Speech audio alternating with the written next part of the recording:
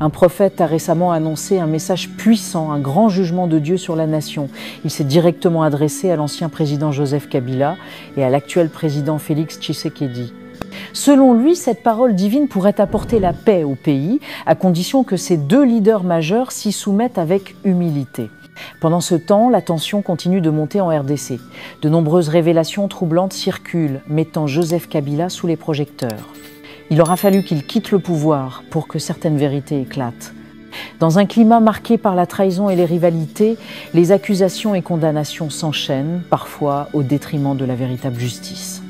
Depuis le départ de Kabila, plusieurs figures politiques réagissent, notamment d'anciens alliés qui prennent aujourd'hui leur distance. Lambert Omolanga, qui a occupé des postes clés sous Kabila, relayait autrefois des informations pour protéger le régime. Aujourd'hui, il accuse son ancien leader en oubliant son propre rôle. Constant Moutamba, autrefois proche du président, cherche désormais son arrestation. D'autres figures comme Jean-Pierre Bemba, autrefois accusé de crimes de guerre, dénoncent aujourd'hui Kabila sans reconnaître leurs propres torts. De son côté, Martin Fayulu, opposant majeur, semble vouloir dépasser les divisions et prône la paix en se rapprochant de Félix Tshisekedi. Mais demain, Félix Tshisekedi quittera le pouvoir et ceux qui sont aujourd'hui ses alliés deviendront, peu, être ses adversaires. J'accuse ces trois groupes de personnes de tentatives de déstabilisation de l'État. Je les accuse des tentatives de coup d'État et d'élimination du chef de l'État. Depuis le discours bouleversant de l'ancien président Joseph Kabila, un déferlement de révélations secoue l'espace médiatique congolais. Des voix longtemps silencieuses s'élèvent, certaines avec des accusations lourdes de sens, d'autres avec des récits inédits qui remettent en question l'histoire politique du pays. Parmi ces déclarations qui font trembler le paysage politique, Lambert Mende, l'ancien ministre, a brisé le silence, suivi de Martin Fayulu, figure emblématique de l'opposition. Moi, personnellement, il m'a roulé. Est-ce qu'il a roulé tout le peuple? Je ne sais pas. Il y a plus d'1 an que Félix Tshisekedi nous dit que l'AFC, le M23, ce sont des créations de Joseph Kabila. Peu de gens l'ont cru, y compris moi. Je n'ai pas cru.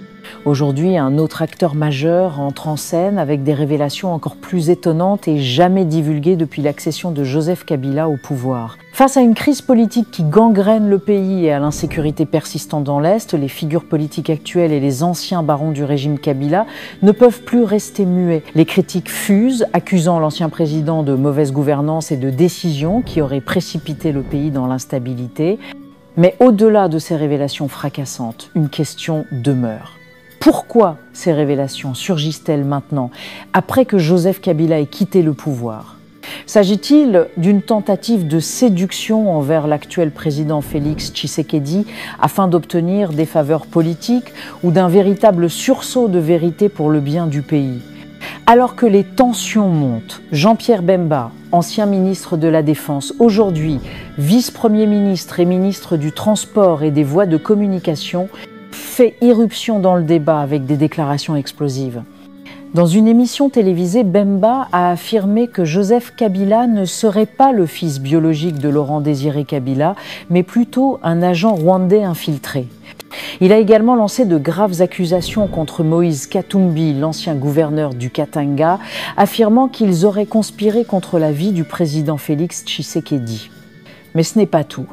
Bemba a dévoilé une information troublante. Sous le régime Kabila, 66 millions de dollars auraient été versés chaque mois au Rwanda pendant 18 ans, une compensation en échange de l'aide à la chute de Mobutu. Une révélation qui met en lumière des alliances et des secrets d'État longtemps enfouis. Par ailleurs, il a mis en cause la Conférence épiscopale nationale du Congo, accusant certains évêques de manipulation électorale. Ces déclarations n'ont pas tardé à provoquer une onde de choc dans l'opinion publique et au sein de la classe politique. Tandis que certains y voient un nécessaire éclatement de vérité, d'autres dénoncent une manœuvre politique visant à déstabiliser l'ancien régime. Si aujourd'hui tout chavire et que Félix Tshisekedi échoue à faire arrêter Kabila sous son régime, une tournure inattendue pourrait bouleverser l'histoire.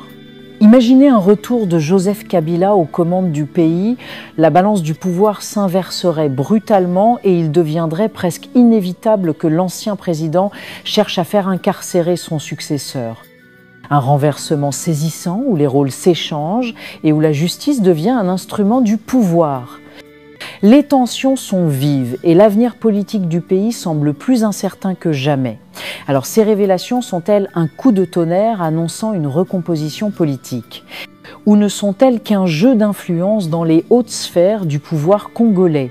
La RDC est à un tournant historique et les jours à venir pourraient être décisifs. Faites savoir vos différentes impressions dans le commentaire. Que la prière guide le pays vers la paix, car toute autorité vient de Dieu et tout est vanité.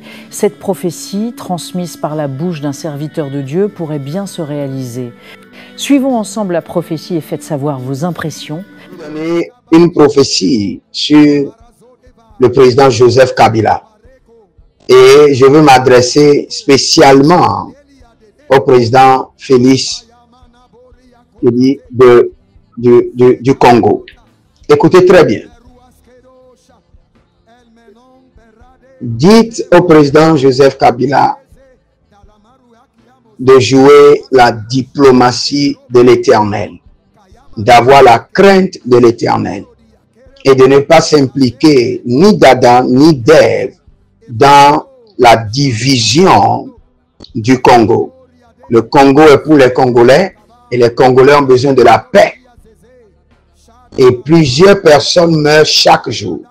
Et le Seigneur dit que le jugement du Seigneur va descendre. Le jugement du Seigneur va descendre. Et avant que le jugement ne descende, le Seigneur informe d'abord. Et dit au président Joseph Kabila de ne pas s'impliquer d'une manière ou d'une autre dans la division du Congo.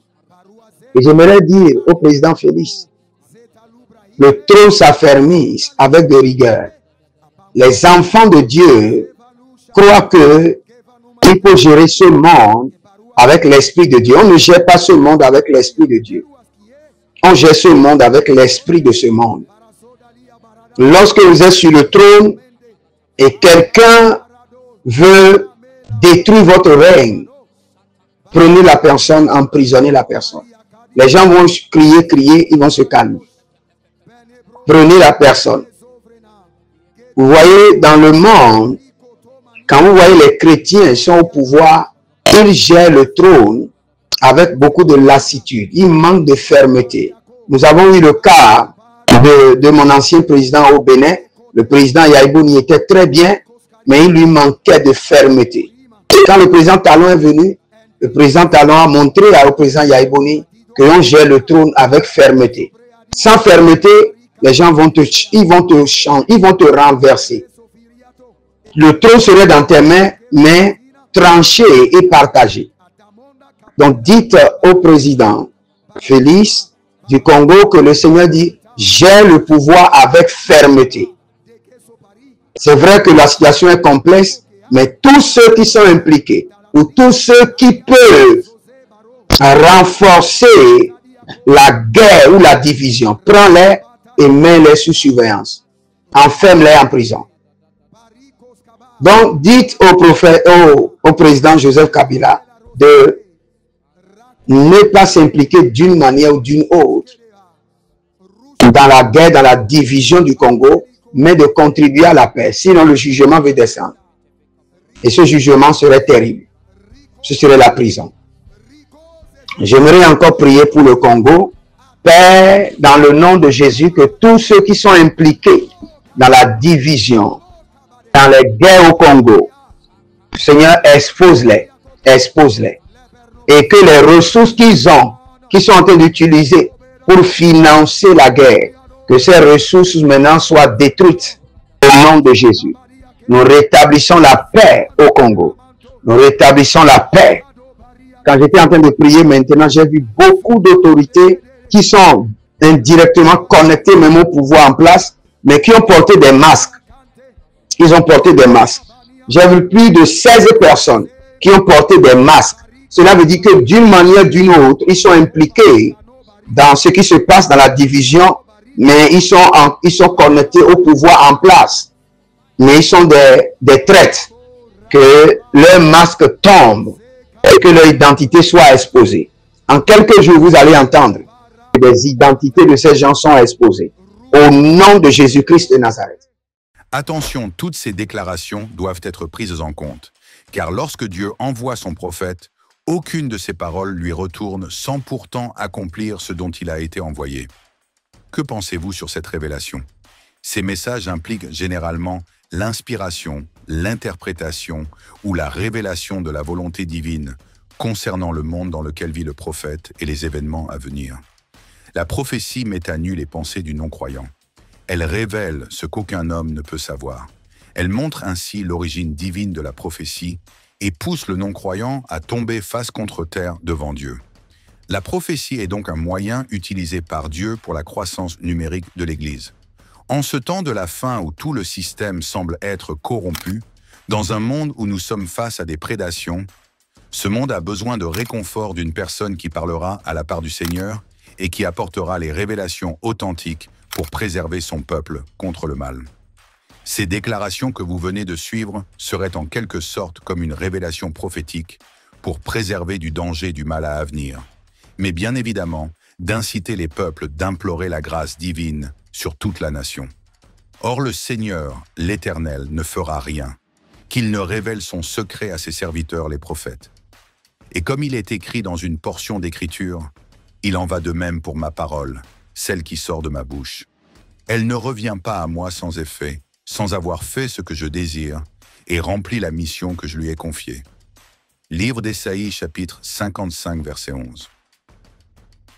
Merci pour votre attention. Nous sommes ravis. Si cette vidéo vous a été utile, alors n'hésitez pas de le partager avec vos contacts pour une plus grande visibilité. Et n'oubliez pas surtout de nous dire dans le commentaire vos différentes impressions sur cette actualité. On vous dit à la prochaine publication et restez connectés sur notre chaîne God Blessed 243 Simplement Chrétienne.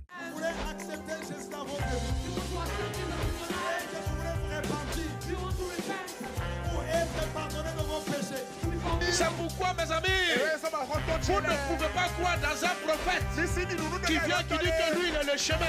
J'étais païen, j'étais beau. Je deviens chrétien, je deviens vilain. Comment? Le silence, ce n'est pas un vide, c'est un puissant langage de celui qui sait ce qu'il fait. C'est le langage du mature. La personne qui est mature répond de fois par le silence, se tait seulement. Si le ciel s'est réconcilié avec la terre par la croix,